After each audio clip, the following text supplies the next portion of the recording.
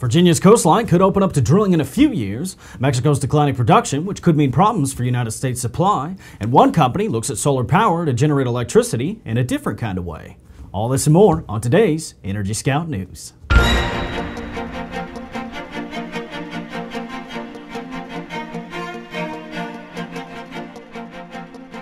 Hello and welcome back to Energy Scout News and Information. I'm Red Byers. The United States has made its first move toward oil and natural gas exploration off the coast of Virginia. And the Interior Department has issued a call for public comment while the agency looks into the environmental effect of offshore drilling. That's the first step in the opening region for a sale lease in 2011. The area is about 3 million acres, located more than 50 miles offshore, just northeast of the Outer Banks. A natural gas pipeline exploded in Grady County, Oklahoma. The blast injured 2 residents and destroyed 2 homes, but no fatalities were reported. The explosion left a 30-foot wide crater and demolished a 16-foot section of the line. The 20-inch pipeline is owned by Oklahoma Gas and Electric. In 2007, no indications that it did have any problems on it at the time. They do happen, but they're uncommon. More often than not, we see them typically with someone that's actually dug into a line. Not necessarily the case in this one. The cause of the explosion is still under investigation. Turning to drilling activity, Texas saw an increase in drilling permits for the first time in weeks, rising 62 for a total of 472 filed this week, rounding out the top 3 for the week. But Colorado dropped to 269 and Kansas also dipped to 117 permits that were filed.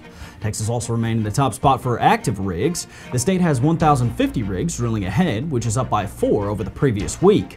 Coming in second, Oklahoma dropped to 236 rigs, followed by Louisiana, which also climbed this week with 185 rigs turning to the right.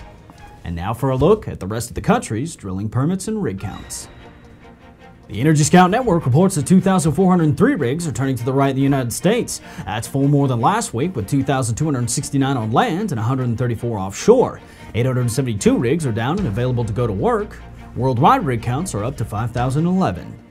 A total of 1,457 drilling permits were filed in the United States this week. That's an increase of 27 from last week, which brings us to 78,449 for the year. The number of down rigs has been on the rise for several weeks. Drillers tell the Energy Scout Network that operators are rebudgeting and slowing up for now, but they anticipate drilling will pick up again by the 1st of January. For the most up-to-date information on rig and permit activity, be sure to check out the data section on our site at energyscout.com/data.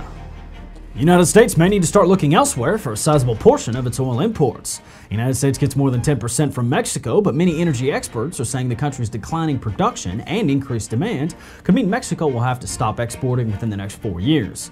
According to the IEA, Mexico's crude output will drop by about 200,000 barrels a day in 2009, and most of the country's supplies come from the Canarral field, but that play has been in decline for 4 years and recently dropped below 1 million barrels a day.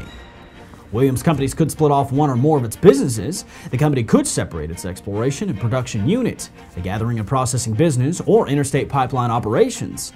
Natural gas producer and pipeline company is to announce a decision in the first quarter of 2009, and according to CEO Steve Malcolm, the company has strong operating results and liquidity, but it remains undervalued in the market.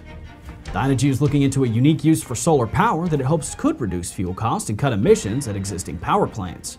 Current solar technology has difficulty competing directly with traditional sources of power.